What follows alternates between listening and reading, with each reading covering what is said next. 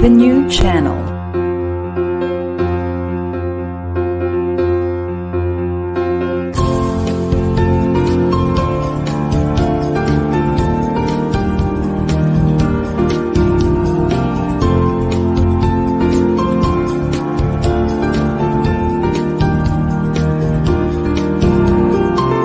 The new channel.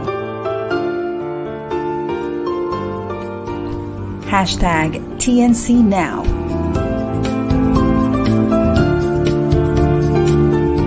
The views, opinions, and insights expressed in the following shows are those of the host, producers, guests, and viewers. They do not necessarily reflect the position of the channel. Viewer discretion is advised. Hello and welcome to the new channel. Our passion transforms a community that sees all things new. I am Kate Dalaga Garcia and I am streaming live all the way from Santo Tomas, Pampanga. Mayap agat panapon po and welcome to the new channel, Negosyo at Home on TNC.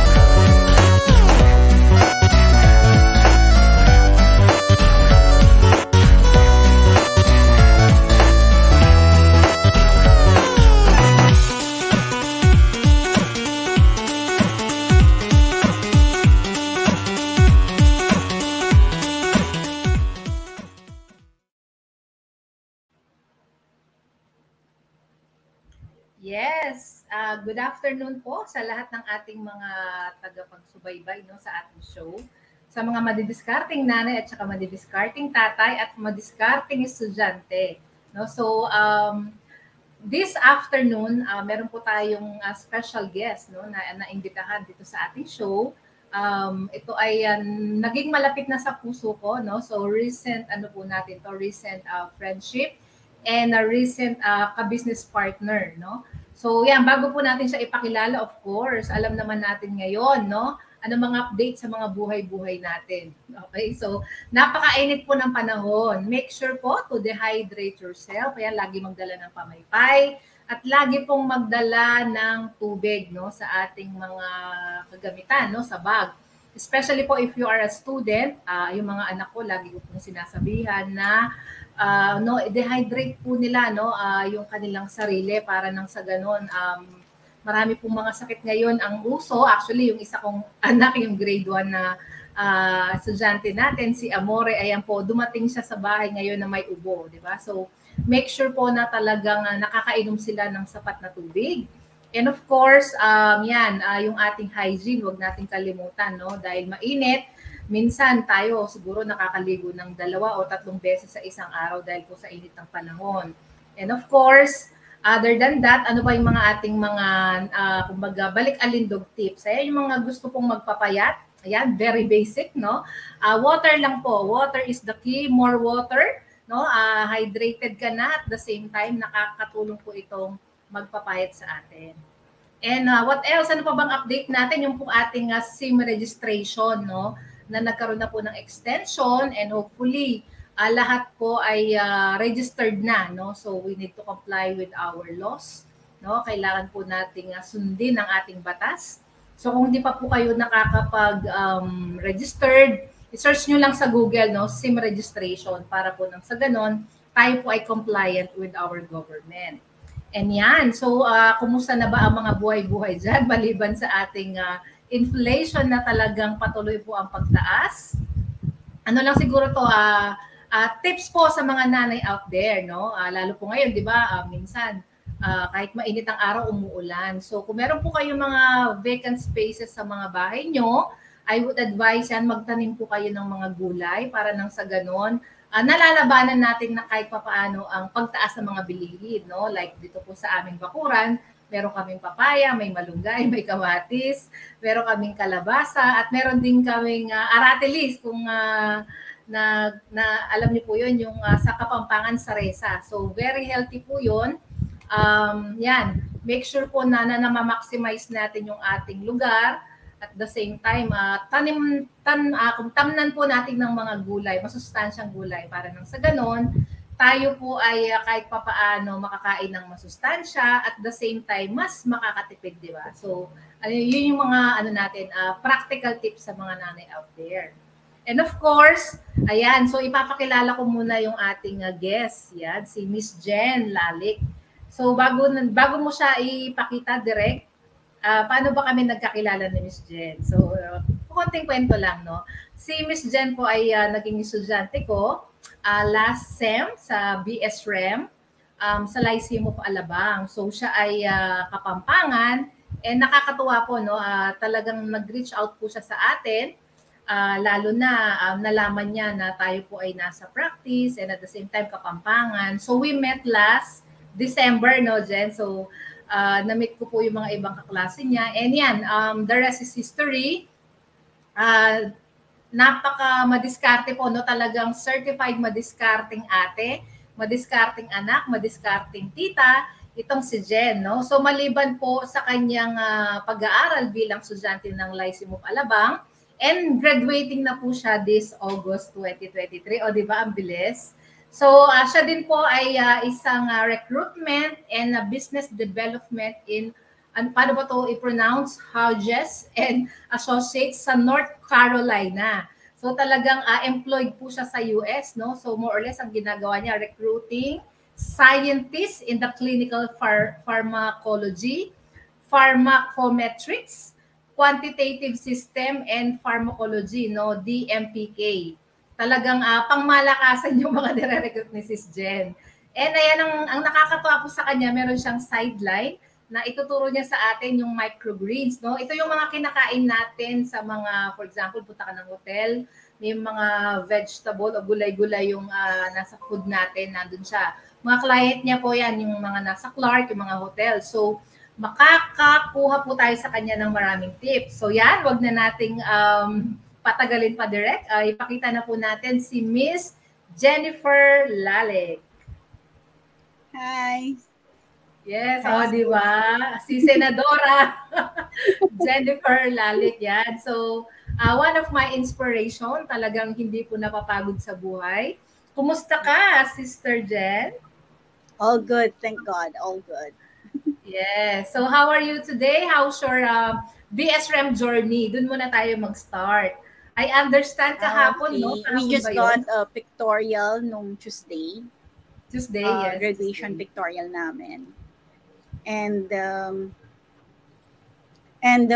it's good kasi kami online class. And iba pala pag nagmi-meet kayo ng mga kaklase mo in person. So it's kind of fun meeting them in person. And of course, we talk a lot. And get to know more each other in person. It's kind of fun meeting them. Yes, congrats. Sayang hindi ako naka-join, no? In case alam ko lang na magkakaroon kayo ng pictorial and get together, no? Sana nakisabay ako sa inyo, sis, no? Kayo nila Monique and of course and other gangs there. So more or less ilan kayo sis nagpa-pictorial, mga kaklase mo? Isang batch lang ba yun or different different batches, mga graduating? Hi, Sis Jen, can you hear me? Yes, now. Kanina nawala. Nawawala. Sige. Yan. Medyo nag-post ka nga, no? So, kumusta naman sis? How's the feeling na matatapos mo muna yung BSREM and of course, ayan, papunta ka na sa Payaman, di ba? Yes, I'm really excited. Kasi nga parang we need to learn a lot. And the good thing about BSREM is you really learn the in and outs of real estate. Now I understand why they need it to be to take it as a college degree. Kasi ang lawak ng real estate pala. It's a combination actually of legal aspect, which is we need to know the law with regards with the properties. And then it has something to do with accounting, engineering, of course, sales and marketing. So it's like a holistic kind of growth as a person then, no? Kasi when you deal with different kinds of people in this different kinds of industries, you're learning and you're growing as a person and as of course as a professional. And I'm really excited to graduate soon. Yes, actually ang medyo curious lang ako no Sis Jen. Considering you are from a business dev and recruitment, 'di ba? Kung titignan mo parang ang layo niya, 'di ba, from the real estate industry. Ano yung drive mo no before na mag-enroll sa BSREM considering nasa business dev employment? Kasi nung nasa Singapore ako, I work in Singapore for 4 years. At that time, nagre-recruit naman ako ng people from the aviation side. So we're recruiting engineers as well as technicians, and some of the position are also pilots. So I'm quite exposed to different kinds of people from different kinds of countries. And then, sa mga OFW kasi, ini-encourage talaga ng gobyerno natin na saan ba pupunta yung mga kita namin bilang OFW. So, ginawa namin, mga OFW doon, we were updated on the seminars and all. And one of the aspect, aside from business, is real estate. So when I came back from Singapore, nag-flash actually sa TV that they need salesperson na real estate. Tapos, it's a contest. And the good thing about this is it was aired on TV as well, in Channel ANC back then. So, yun, I learned the real estate again. And then ever since then, lagi nang may nag-i-inquire sa akin in terms of real estate. That's why I decided, okay, I must need to be specialized in this. Kasi just like in recruitment and business development, I was here for a number of decades. And you need to be specialized in something that you wanted to pursue. And I wanted that kind of expertise in real estate na I could impart sa mga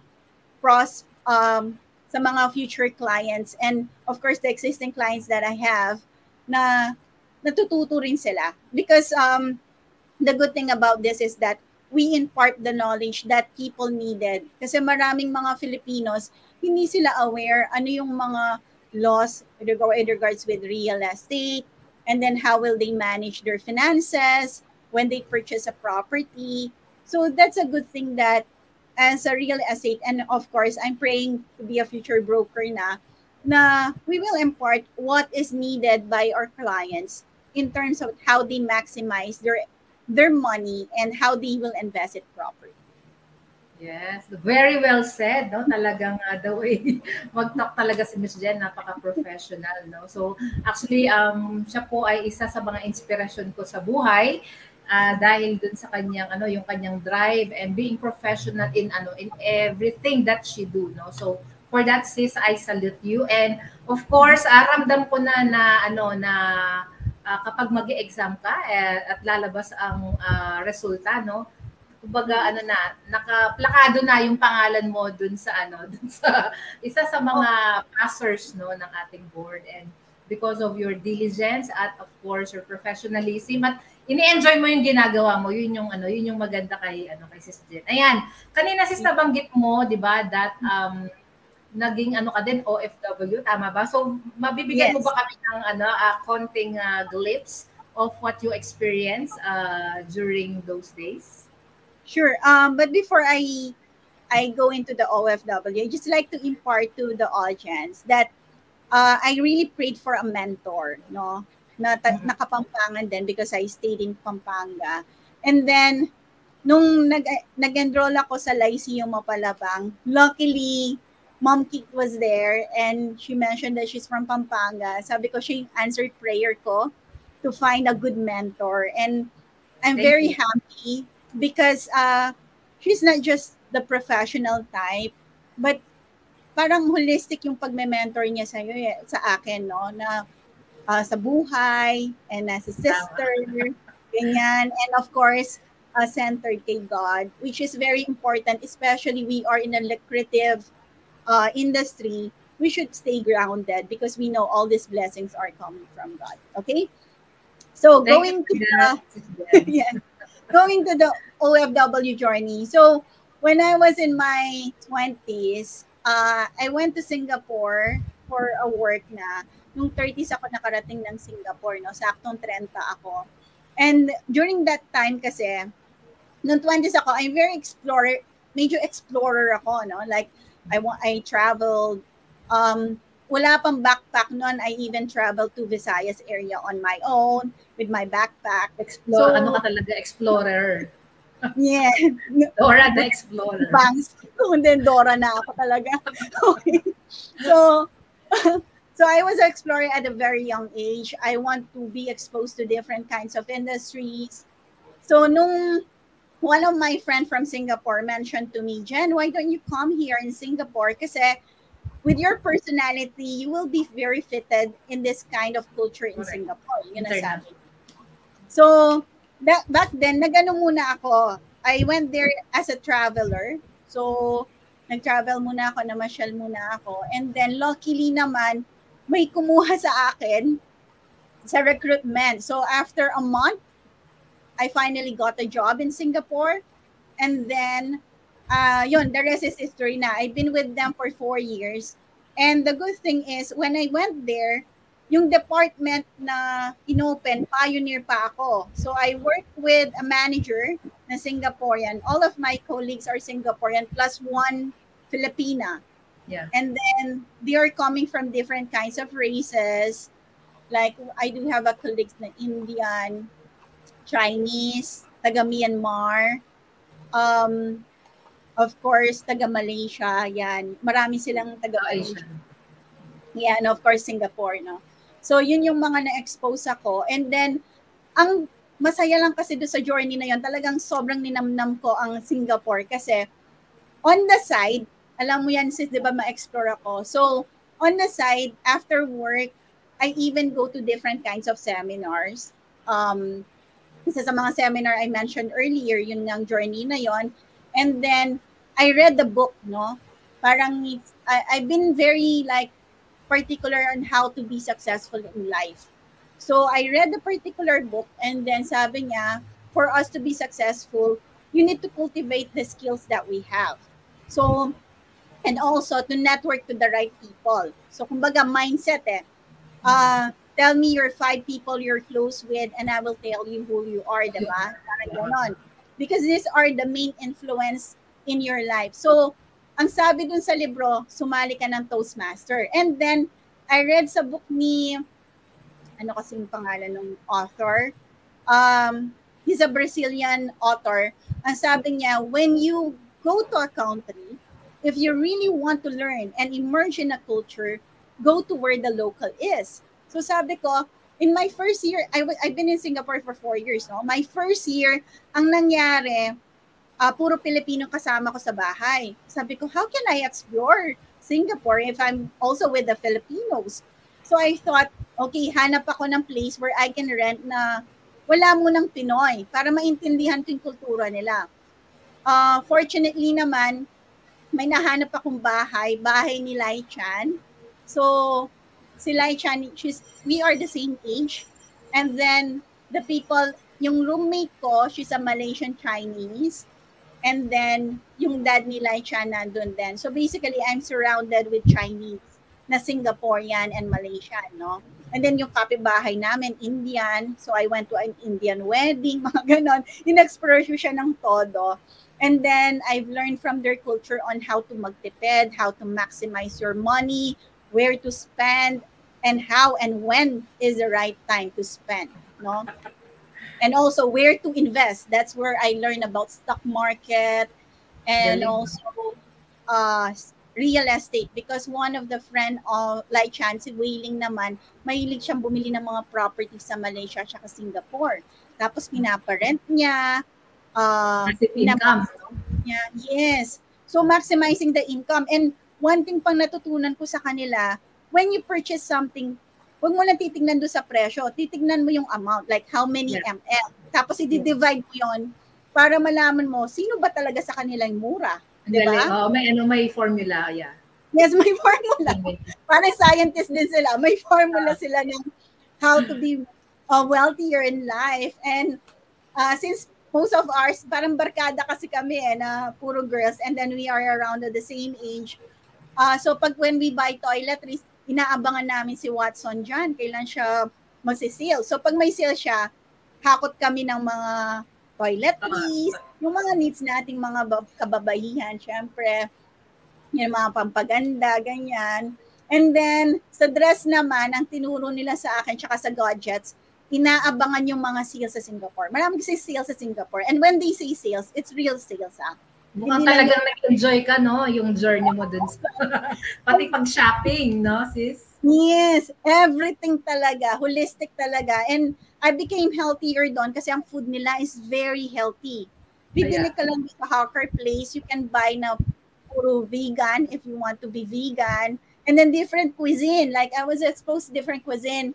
Chinese, Malaysian, Indian, Japanese, Mediterranean. Lahat ata ng cuisine sa iba't ibang bansa nandun na sa Singapore. So I was exposed to different kinds of things. And also, of course, ang mga ibang lahi kasi mahilig yan sa mga herbs, no? Yan na. So, napagit mo yung herbs. O, di ba? Papunta na tayo dun sa mga pagpa-healthy. Yes. Marami talaga silang alam. And back then, I did cycling, running, and also swimming. So, wow. in-explore ko siya. And then with the Toastmaster naman, of course, aside from my body, I need to be holistic, di ba? Hindi lang dapat katawan yung nagiging healthy sa atin. Yeah. Pati yung isip. Mental. And also, mental and also our personality, no? So that's the reason why I joined Toastmaster, no? Toastmaster. So in Toastmaster, they will teach you about... Toastmaster, ano siya? Singapore? Miss Jen? Yes. Singapore. Wow.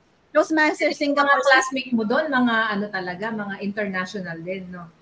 Yes, most of our are working in the corporate world, no? Like most of them are engineers o kaya nasa sales sila or they have their own company. One of my mentor na nagturo sa akin sa negosyo, may sarili siyang kumpanya. So, siya yung nagturo sa akin, sabi niya, Jen, when you come back to Philippines, in your country, sabi niya ganon, pag nagnegosyo ka, siguraduhin mong legal lahat. Yes. Yung legal aspect niya. So, kailangan mo kumuha ng mga business permits. All the permits, you need to comply to it. Kasi sabi niya, para may peace of mind ka. Now, once na lumaki yan, ang focus mo lang, paano mo siya palakihin. Kasi may peace of mind ka na kasi, when we are becoming kilala na sa industry, you never know who are the people who are looking for you. Some people are happy, but not all, di ba? Yeah, so you cannot please everybody. Yeah, so we need to safeguard ourselves. So, para wala silang mabato sa atin. Kumbaga, wala silang makitang hindi maayos sa negosyo natin. So, that's one thing na hindi ko makakalimutan na sinabi ng mentor ko when it comes to negosyo. Make sure everything is legit up to the last level. So actually, that's what in relation also sis with our real estate talagang at the end of the day, it always boils down sa legal, no? Sa legal aspect. Yes. Yes, absolutely. Yeah. Yes, and we're very happy na na nag-enjoy ka with your journey in Singapore. And yan kanina mention mo yung word na yung healthy living. So, yun yung magiging topic natin this afternoon, no? So, yung microgreens, no? The reason why, ayun po, we invited Miss Jen dito. So, two things, no? First is, yung first qualification niya is talagang siya ay qualified negosyo at home because yung kanyang work, no? As dun sa company as a business dev. So, bago tayo pumunta dun sa pangalawang aspect, ayan, Sis Jen, can you give us more of ano naman yung experience mo? Kasi si Jen pag nagkukwento sa akin, na-inspire talaga ako kasi yung mga client niya, mga scientist, no? Kaya nung na-message niya, uy, sabi ko, hindi ito pangkaraniwang nilalang. Talagang ito ay special. Kaya yun yung naging, kumbaga, interesado siya with my journey. And ako din naman, interesado din ako dun sa kanyang journey as a business dev and recruitment specialist. Bigyan mo muna kami sis ng doon, ng konting kwento tungkol sa current job mo, na employed ka and yung boss mo, taga saan, para ma-inspire yung ating mga audience. Sure. So currently, ang online work ko is recruitment and business development for Hughes and Associates. No, the office is located in North Carolina, USA. So sa recruitment kasi iba-ibang industry. Ang industry na napunta sa amin is a niche industry. So medyo siya special. Kapag sinabi natin niche, medyo special 'yan, no? So napunta kami sa mga pagre-recruit ng mga scientists that will be employed in the pharmaceutical company, biotech company, at saka may bago ngayon, yung CROs na tinasabi nila. No, clinical research organization. So, itong pang-medical, no? Pang-medical, more or less. Medical talaga sila. So, the good thing in recruiting scientists is that as a recruiter kasi, we need to master, not exactly master, but at least we need to understand their work. So with that, we need to study somehow what they are currently doing para mas madali mo silang maintindihan because we need to understand their own lingo, di ba? Like clinical pharmacology, DMPK, mga ganon, pharmacokinetics, pre-formulation, yung mga yan. So most of our inaaral mo? Yes, we need to learn it kasi yun, mga scientific term para maintindihan namin pagkausap namin sila, parang hindi naman kami lost, no? So, ganun yung kasi, ang recruitment kasi in general, I've been in the recruitment for more than a decade na. So, medyo maraming industriya akong nagpagdaanan before coming into the scientist industry or the pharmaceutical companies. And the good thing about the scientists compared to the other industries is that they are one of the most passionate people, passionate candidates that I met. They love what they do. Yes, they really love what they do. I just share one story of the scientist that I spoke with, no? Inano niya yung journey niya sa akin. So, ang story niya is, naghahanap sila ng isang drug that could heal cancer dun sa bata. So, ang usual kasing process ng paggawa ng gamot is una, sa clinical muna yan, no? Hanap sila ng formula, tapos magdi-discover sila ng mga iba't ibang medicine, tapos magpa-progress yan na ititest na nila sa mga animals. Sorry sa mga anti-animals, but this is real life, no? So, ititest nila sa iba't ibang animals yan. And then yung final is, ititest nila sa humans who have those kind of diseases. But if you come to think of it, if let's say, if a person is really sick and wala talagang chance or walang hope on how to heal that particular sickness, I think it's very humane for us so that if they will inject to us, moving forward, parang ganon, kung nag-work sa'yo, baka naman sa susunod na mga pasyente, madali na. So that's the reason why some people accepted those kind of offers. Kasi kung wala ka ng chance sa buhay, you will take whatever it takes, right? And maybe from that time, baka naman mag-work. So ang nangyari sa kanya, yung bata was responding very well dun sa gamot na pinapasok sa kanya. Kaya lang, after 6 months, unfortunately, namatay ang bata. Umiyak daw talaga. Because that's the first time na, alam mo yung, niya yun, mararamdaman mo yung passion niya. Struggle, ma-heal to Talagang gusto, may ramdam mo sa puso niya na gusto nilang tumulong. And ang mga scientists, hindi lang sila nagsastop sa bachelor degree. After bachelor degree, magma-master yan. Yes. After master, magdo-doctorate pa sila. And minsan yung doctorate nila, hindi lang isa. Marami pa. Madaming specialties. Yeah, but we thought like the mga scientists parang geeky, no? They don't look geeky actually.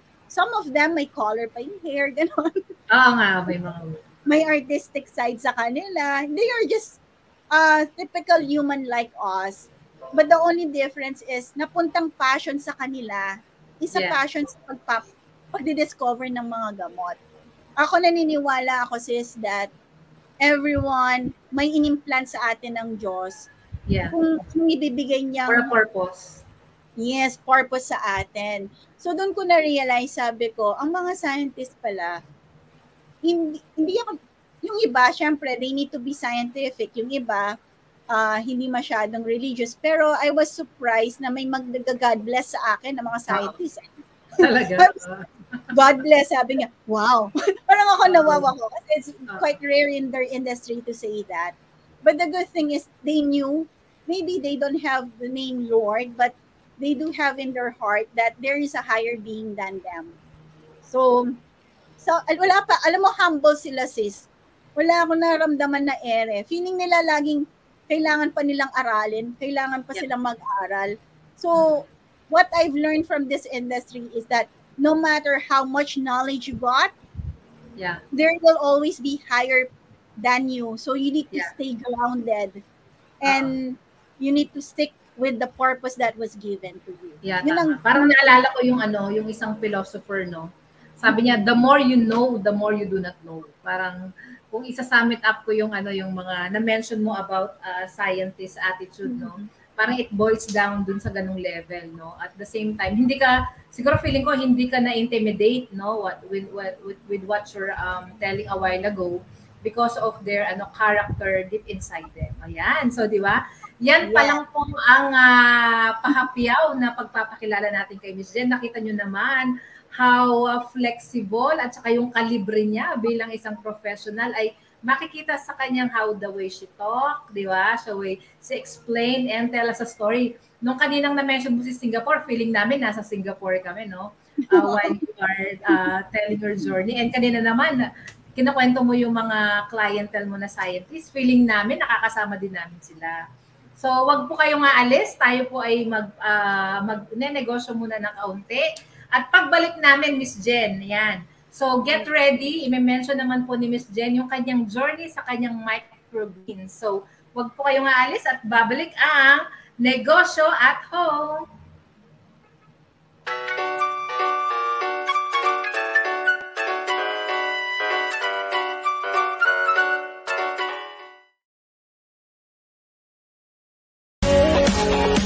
Would you like to have a view like this every morning?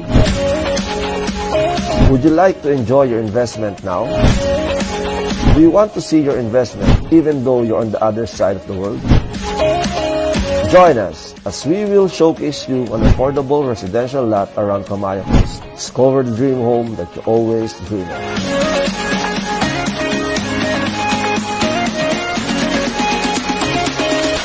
Welcome to Kamaya Coast.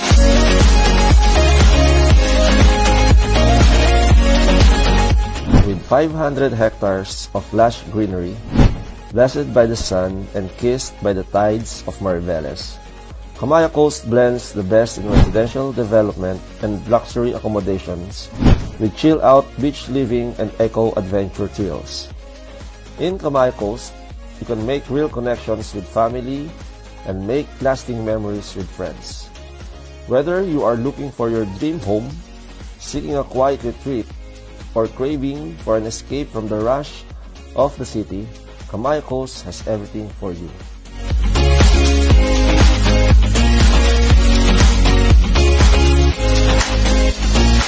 We are now here at Station 1. We are now building here the first integrated eco-residential and commercial property in the Philippines. And we are now building future airstrips. And then at Station 2, we will be building a 40 hectares theme park.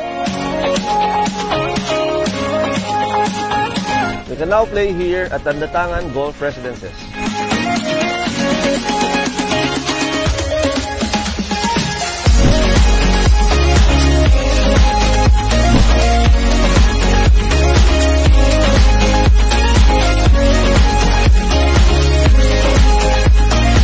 Mayakos is your quickest summer fix all year round.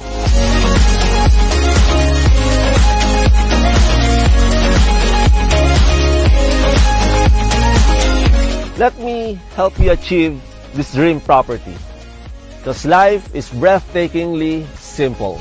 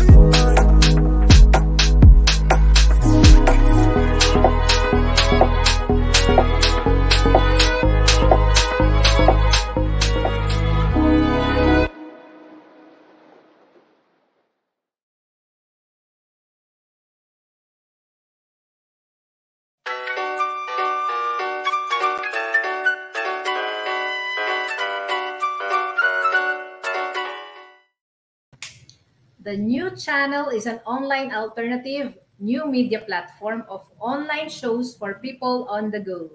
Please watch all our shows as seen on screen.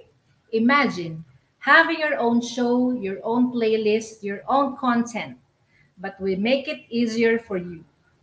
TNC aims to transform the lives of our viewers through engaging, authentic, and original content.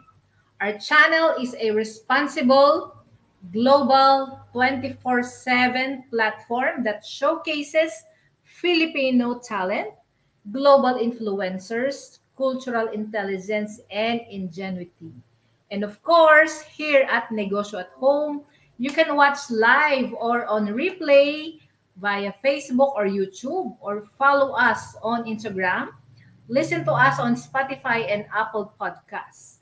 Just search hashtag CNC Now. For sponsorship, please email now@thenewchannel.com or send us a direct message. Enjoy these life-changing shows because we made them for you. So yan. So nasa season 3 na po tayo ng ating Negosyo at Home, and parang kailan lang, no? Somehow yung pandemic po, no, may mga bagay talaga siya na ginawang mabubuti. Like ngayon, siguro hindi ko po makikilala yung ating special guest na si Miss Jen kung hindi po nagkaroon ng pandemic, kasi walang magiging online BSREM blended program ng Lyceum of Alabang. And of course, wala po tayo ngayon, hindi ako nakaterno kung walang pandemic because of TNC. And again, lagi ko pong pinagpapasalamat sa Diyos na binigyan po tayo ng opportunity, no, ni Miss Apple Manansala as one of your hosts, at hindi po, naniniwala po siya sa kakayahan natin. And yan, so ang show po na ito, ang Negosyo at Home, ay para po sa mga madidiskarteng nanay, tatay, estudyante, na gusto pong kumita, no, kahit nasa bahay tayo, marami pong opportunity, no, mahirap man ang buhay, laban lang tayo, marami po diyang mga kumpanya na gustong tumulong, at marami din pong mga entrepreneur na gusto tayong turuan kung paano magkaroon ng negosyo kahit nasa bahay lang tayo, no. Ikaw man ay dalaga, binata, ikaw ay may asawa, ikaw ay nanay, tatay, estudyante, this show is for you. And of course, thank you po sa mga laging sumusubaybay ng ating programa. So, and of course, ibalik na natin yung ating special guest. Ang bilis ng oras, no, Jen? So, meron na lang tayong more or less 20 minutes para pag-usapan yung ating Microgreens business. Ito, natikman ko na po yung produkto ni Miss Jen, and talagang na-inspire ako. Alam mo kung magkapit-bahay lang kami nito ni Miss Jen, ano yan, ako ay nag-invest na sa kanyang sa kanyang business. No, siguro palakihin natin. Why not, 'di ba, Miss Jen? Talagang hindi pa naman po uli ang lahat other than our real estate business. Itong microgreens na to, talagang kung kinakailangan na na kailangang palaguin. Isa ako, Sis Jen, sa pwedeng tumulong sa iyo sa negosyong to, kasi ako naniniwala, kaya ako naka-green eh. Naniniwala ako na makakatulong ito hindi lang sa financial, kung hindi syempre sa pangkalusugan ng mga mamamayang Pilipino, no. So yan, ikwento mo, sis, no, kailan to nag-start? Tapos direct pakita natin yung mga picture niya, no, na senior sa atin. Ano yung product na meron siya na pwede ding gawin sa bahay, no, in case may mga interested tayo. So meron siya Love and Music, no. Bakit kaya may Love and Music, sis Jen? Microgreens Farm. Yung ba yung pangalan? Yes, that's the name of the company, sis. Yan yung pangalan ng company. So these are the product that we have. Iba-ibang iba-ibang classification of microgreens sila, no? So this is the first, actually ito yung pinakaunang mga produkto kong present sa mga kliyente. Yung exact picture niya.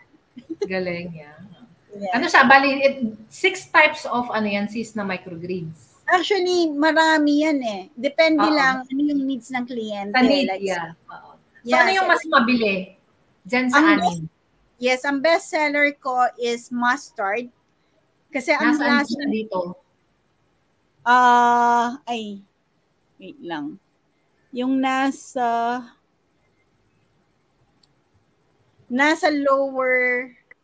lower to the right. Right, okay. Alright. Yung maliit. Yes, and then mustard. Mustard. And then yung sa taas niya, yan naman ang kale. And then yung sa tabi niya na red, yun naman ang red amaranth. Yung tatlong yan ang best seller ko so far. Saan siya ginagamit ng mga clients? Most of my clients, they use it for garnishing. So if you go to those hotel na parang high-end, kasi ang maganda ngayon sa ang maging naganda sa culinary, syempre nag-evolve rin sila, no? Yeah. What they wanted is that anything in your plate, edible. Yeah. So including yung pagpaganda, edible din. And yung plating, tinatawag is plating, no? Tinatawag na plating. So yung lahat na nasa plato, dapat lahat makakain. But at the same time, ang gandang tignan. It's appetizing. Diba? Yeah. And the best thing with the Fresh kasi siya fresh. Diba? Yes, they are fresh. And then the best thing about them is they are very nutritious. So, pwede rin siyang gawing salad. You cut them and then you mix them Actually, together. na-try ko na yun, di ba? Sarap. Yes. So, gano'n. Sa iba naman, ginagawang side dish. So, if you're eating steak, and then yun ang side dish nila. Gano'n. So, paano kasi nag-start sa journey mo ng microgreens? Okay. Medyo matagal na backstory to, no? Okay. So, I started when I was in Singapore. I was praying to God, if I go back, if it's meant to be, I go back to Philippines or I will stay in Singapore. So, nagano pa ako, nagstay pa ako ng Thailand 1.5 months kasi talagang lost ako. Alam ko, hindi ko alam kung lahat ba na experience yun, that there are certain time in your life, in your adult life, that you want to know what's really your purpose, no? Parang soul searching, no? Yes, nag-soul searching ako. And after Singapore, I went to visit my cousin in Thailand. So I stayed with her for 1.5 months. Of course, another cuisine exposure na naman ako doon. And ang mga Thai naman, mahilig sa gulay, no? And very yung cuisine din nila. And then, after nan, bumalik na ako sa Philippines. Nung pagbalik ko ng Philippines, kasi parang makikita mo sa news, ang daming walang trabaho. Diba? Correct. So I pray to God, if I will put up a recruitment, ang kukunin ko mga professionals ulit. So hindi ko makakapture yung wala talagang trabaho. The people who really needs work. Yeah. Diba? So nagkasakit ako niyan. Sometimes the unfortunate things is a solution to a better thing. Parang yun ang naisip ko, no? Correct. Purpose, there's a purpose for everything. Yes. So I got sick after Singapore. My ex-colleague from Manila called me up if I wanted to work again for a year. Ay, hindi naman for a year. It depends on me how long. Pero I worked with them for a year do sa company, no, as a recruitment manager. But I got sick. So nung nagkasakit ako, ang naging sakit ko is more on sa mga intestines. Yeah. So ang sabi ng doctor sa akin, parang sa colon. Yes, colon. So this is somewhat like a change of lifestyle. Ang totoo niyan, nung nagbago ako, yung inalis ko lahat ng meat, I felt good. I felt better. Kaya lang ang fear lang ng doctor kasi hindi ako pinanganak na vegan. Sabi wala namang vegan sa atin, lalo na sa Pampanga. Diba? So sabi sinigod na baboy. Nilaga baboy. Yes. So, parang ang sabi ng doctor sa akin, you cannot totally remove meat in your life. So sabi niya, okay. So naghanap ako, sabi ko, kung lagi akong nakakain ng gulay, tapos bibili ka sa market, parang madaling masira, right? So naisip kong magtanim yan. Ang unang na-try ko is, I went to a seminar for aquaponics. I'm not sure if you heard about that. Yeah, I've heard that. So just... Dito na yan sa Pinas or in Thailand pa? Hindi, bumalik na ako ng Philippines. Nasa Philippines na ako. So after kong paid training or free? Yung pagbalik ko? No, yung training mo with this paid siya. Aquaponics. Nagbayad ako, but I forgot how much I paid. Sorry, it's quite a long time na. So I took that aquaponics kasi naghahanap nga ako ng paraan na makakatanim, no? Yeah. Corporate work, nagtatanim ako. So, nung nagtanim, nung kinausap ko yung sa aquaponics, sabi niya, hindi daw pwede ang lettuce sa Pampanga kasi mainit. Yeah, oo nga, tama. So, dapat doon, cold weather. Yes. Sabi niya, what can I do now? Sabi ko, I need to eat lettuce, I need to eat salad. Sabi ko gano'n, ayoko namang bumili lagi. Parang gano'n. And I want to be sure it's organic. Yeah. Sabi nga, search for microgreens. So that's where the journey begins, no? I did my own research, study it. Kasi most of the microgreens are based in US. So, parang in-adjust ko siya based sa temperature ng Pilipinas, sa weather ng Philippines. So, it took me 3 years. Oo, grabe, no? 3 years. So, you started what year? I started in 2018. So, yung research ko, Pre-pandemic. December 2018 ko siya na-register sa DTI. Tapos, ayun na, yung mga ibang permits na nun to follow na siya, di ba? Ganun naman sa negosyo. Like, go to BIR and all. So, basically, in operation ako ng 2019. Kasi yung permit ko is December na ng 2018. Yeah. So, while in the process, siyempre may encounter ka kasing problema. Lalo na it's a fresh, no? Yes, tapos wala akong matanungan kasi wala namang gumagawa noon, 'di ba? So I need to learn on my own. But the good thing with the Department of Agriculture, when they heard about my company, pinadala yung isang scientist sa bahay. Talaga, nice. Yes. Si Doc Weng. Supporting. Oo.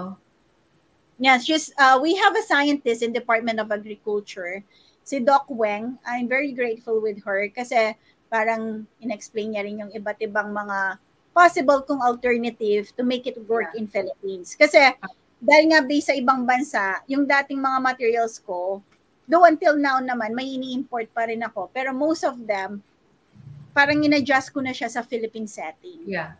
With the weather, no? Weather and the soil or the fertilizer, ganyan. So, in-adjust ko siya. That's why it took me 3 years to get that perfect formulation. But while in formulation, nagbebenta na ako kasi we need to have an income coming in. Yeah. So, kinakausap ko yung mga chef, yung mga galing mo nga owners na nagpasensya na po kayo, ganyan pala, papalitan ko na lang. Yeah. Parang work in progress siya. Yes. And I'm so grateful kay Chef Jed of Grand Palacio kasi isa siya sa mga loyal clients ko na hindi niya ako iniwan with all the mga mistakes, those kind of kasi ang halaman pala may mga virus. May mga ganon. Tapos pag binibigay ko kasi sa kanila, buhay talaga, may lupa. Yeah. So kaya tumatagal sila hanggang ayun nga, ilang days maximum? 7 to 14 days depende sa classification of microgreens before they are available in the market. Ganon. Tapos bawat para silang mga bata, parang tao din ang mga halaman, no? They have their own personality. Nice. May kanya-kanya silang parang ka na, no? Parang nangyayari psychologist ka na, scientist ka pa sa ginagawa. Parang ganon. And then, ito pa, nung time kasi na yon, nagre-recruit ako ng mga scientists, diba? So there was this one scientist na into agriculture din. So I asked her, sabi ko, with all the aeroponics, aquaponics, hydroponics, with all this new technology of farming, sabi ko sa kanya, ano ba talagang best? Sabi ko kasing ganun sa kanya. Sabi niya, nothing beats organic. Correct. Iba pa rin na nilikha ng Diyos, no? Kasi ang naiintindihan ko, bakit bakit yung organic farming pa rin ang the best. Kasi ang nangyayari, parang yung bata, bago siya mabuo ng 9 months, may development siya sa bawat stage. So parang ganun din sa mga halaman. And at meron din akong, kasi yung mga alternative medicine. Yeah. So I read this particular book when I was in Singapore na sabi niya ganon, yung medicine natin actually we don't need medicine. But if in case na may sakit ka, food is your medicine. Food. Yeah. Our food is our medicine. Yes. So whatever we take in our body, what you are is what you eat, sabi nga nila, yes, diba? So it depends on what you eat and what you put inside your body that will give you nourishment. So yun ang nangyayari. So that's the reason why nag-stick ako and naging practitioner ako ng organic farming. And since I was planting, mas naging closer ako kay Mother Earth. And nice. Yes, another tips to, this is based on science, there are people that they get sick, mga autoimmune problems. Diseases. But of course, don't quote me on this because I'm not a doctor. Just disclaimer. But if you want to test on yourself, do grounding.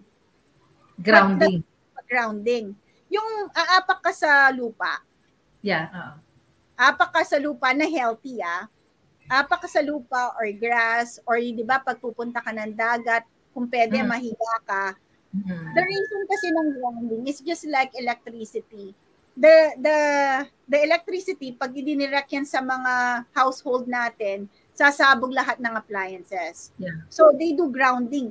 Papasa mo na yan sa lupa bago i-transfer ka sa mga bahay.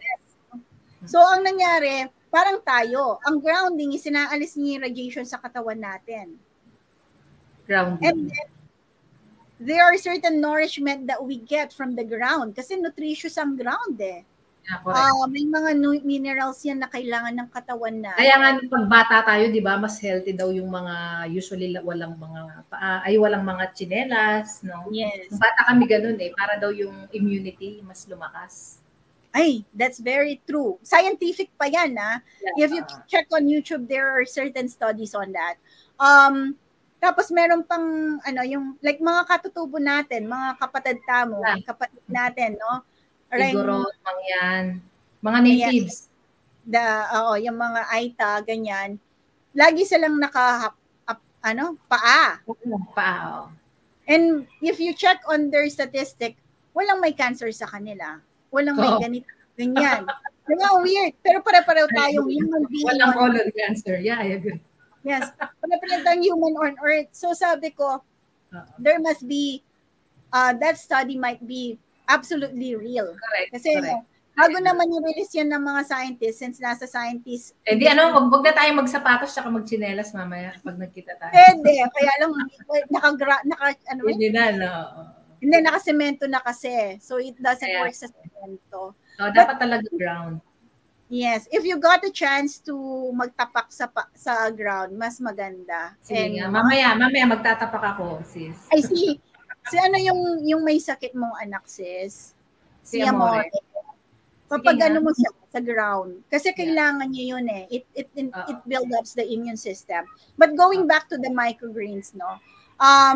So siya, nutritious, tapos madali lang siyang hindi siya actually madali. May mga techniques siyang medyo ang hirap in-explain. But, ano yung sis? Ano yung piece of advice mo, no? So, it's time check. It's 2 minutes before po tayo mag-end, no? Talagang, siguro ang gawin natin, mag-part 2 kaya tayo. Mag-part tayo sa kasi mukhang kulang yung 1 oras kay Sis Jen. So, ano sis yung mabibigay mong tips sa ating mga nanays out there, yung mga nakikinig na gustong matutunan yung microgreens? Okay. For those who would like to know more about this is you can inquire to me or if you want to learn then on your own, you can like buy ebooks or stuff like that. But you need to go through the process. Yeah, like the actual. Oo. But basically, kung mahilig ka sa halaman, parang mararamdaman mo din sila eh. Yeah, correct. Parang para silang bata na magigets mo. There's a communication no in between. Yes, parang maiintindihan mo anong kailangan nila. Kailangan ba nila ng tubig? Kailangan ba nila ng araw? Kailangan ba anong fertilizer, anong klaseng lupa kailangan nila para mabuhay sila. O baka kailangan nila ng hangin within. Kasi parang hindi pwedeng compact masyado yung lupa. Kasi masasuffocate yung roots, no? So may mga iba't ibang technique kasi siya na malalaman. But the good thing is, siguro in general na lang muna sis na whatever negosyo you are into, just don't give up. Correct. Make sure you enjoy it and you're passionate about it. Kasi yung kita, hindi mo siya agad makikita. Yeah. Galing, no, right? Hindi siya abrupt na, hindi ako, ganyan. There's no such thing as too much too soon. Yes. That's a good one, sis. Yeah, so yun siguro yung pinaka-ano ko sa mga gustong magnegosyo. And for those naman who would like to venture into online recruitment or online work, it is best that you can use LinkedIn. You can put up your profile there, and some companies will go through your profile. If they are interested, they will hire you naman. Parang ganon. So, yun yung mga ano, kasi I got the online work.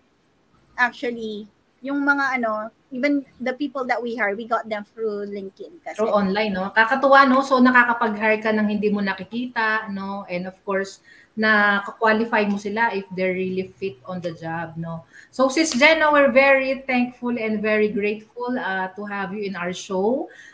Promise, no? Magkakaroon tayo ng part 2. Direct, take note mo na yan. So, baka sa season 4 kasi more learnings and more practical tips coming from our guests this afternoon.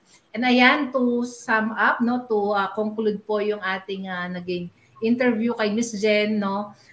Di ba kung mapapansin nyo, since nag-hire siya ng scientist, siya mismo scientist na eh, sa sarili niyang kakayanan bilang kumbaga exploring the microgreens. And tama yung na-advise sa kanina, any business po na meron tayo, do not give up, no, even sa buhay, kasi like Miss Jen, no, ilang taon niya, 3 years in row niya pinag-aralan yung microgreens, the reason why na perfect niya po yung formula dun sa kanyang mga alaga, and natutulungan siya somehow sa kanyang financial aspect. Tama ba, Sis Jen? And ayan, from the bottom of my heart, Sis Jen, thank you very much. And of course, bilang end natin, I'm going to share a very special verse kasi lahat tayo ngayon gustong maging successful, no? May sinasabi po yung ating Bible. This is under Joshua chapter 1 verse 8. Sabi niya, this book of the law must not depart from your mouth. Meditate on it day and night so that you may be careful to do everything written in it. For then you will prosper and succeed in all you do. Yung pala yung sikreto ng pagyaman at saka pagiging successful, no? Reading the Word of God. And at the end of the day, kung kanina it boils down to legal, at the end of the day, it boils down in our faith to God and faith in ourselves. So dito po sa Negosyo at Home at TNC, syempre God first. And again, thank you po for watching us this afternoon. And again, thank you, Miss Jen, for giving us your time, for the very beautiful smile, and a very good outfit, no? Bagay sa'yo yung color. Is that green or red, Miss Jen? Red or orange? it's red. I see red. So tama, no? Red and green. So again, I'm Kate Dalaga, your host dito po sa Negosyo at Home. At maraming salamat po sa patuloy na pagtangkilik nyo sa show nyo hanggang sa muli. God bless. Thank you.